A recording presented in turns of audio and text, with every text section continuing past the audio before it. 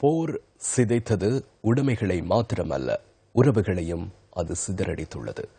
கோர யுத்தத்தில் அனைத்தையும் இழந்து இயல்பு வாழ்க்கைக்கு திரும்ப எத்தனிக்கும் பலரில் கயல்விழியும் ஒருவர்.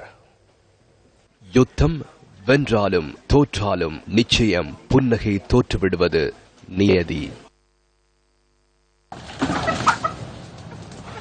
யுத்தத்தின் கோரப்பிடியில் சிக்கி புன்னகை தொலைத்த லட்சக்கணக்கானோரில் ஒருவரே முல்லைத்தீவு வள்ளிப்புனத்தைச் சேர்ந்த கயல்விழி. 2009 ஆண்டில் இறுதிக்கட்ட யுத்தத்தின் போது கயல்விழியின் கணவர் பூபாலசிங்கம் ஓமந்தையில் வைத்து கைது செய்யப்பட்டார்.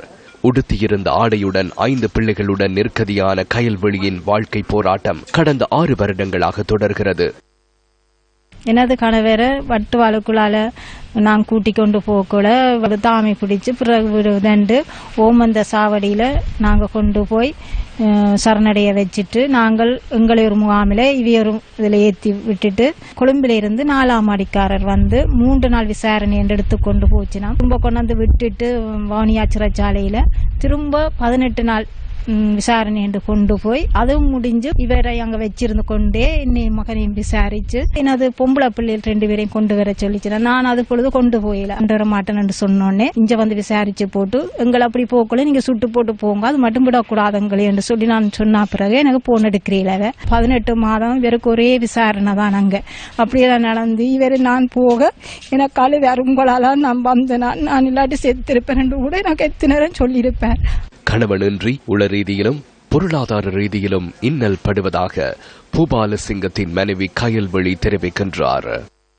பிள்ளைகள் படிக்க கூட வெள்ளுருண்டையில் இடிச்சு வித்து அப்படி செய்துதான் நான் சீவினம் கச்சான் புடுங்க கூட நான் போனான். அப்படியெல்லாம் சீவிச்சு தானே இந்த 5 பிள்ளைகளையும் வளர்த்து கொண்டு வரக்கூட இப்போ ஒரு மகன் வேலைக்கு போறதால தான் அந்த பிள்ளை இந்த சீவியத்துல நான் இந்த 5 பிள்ளைகளையும் வளர்த்து கொண்டிருக்கிறேன். நீ வேற பிள்ளைகள் கேட்கும் என்ன அப்பா அம்மா வாரது அப்பாவோட நாங்கள் இப்ப இங்க போறதுலாம் கூட கேக்குங்கள். 2 பெண் பிள்ளைகளுடனும் 3 ஆண் பிள்ளைகளுடனும் வாழ்க்கை சுமைக்கு மத்தியில் நாட்களை நகர்த்துகிறார் கயல்விழி.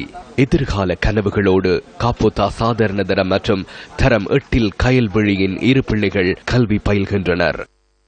அங்க பார்க்க போற மொட்டை மங்களை ஒழுங்கா பார்க்க வர்ற இல்ல, அப்பாத்தா அங்க தாடி எல்லாம் வளர்த்துக்க சரி, சாப்பாடெல்லாம் சரி இல்லாம இருக்காம். கணவனின் அரவணைப்பிற்காகவும் தந்தையின் பாசத்திற்காகவும் ஏங்கி தவிக்கும் இது போன்ற குடும்பங்களுக்கு பதில் கூறுவது யார்?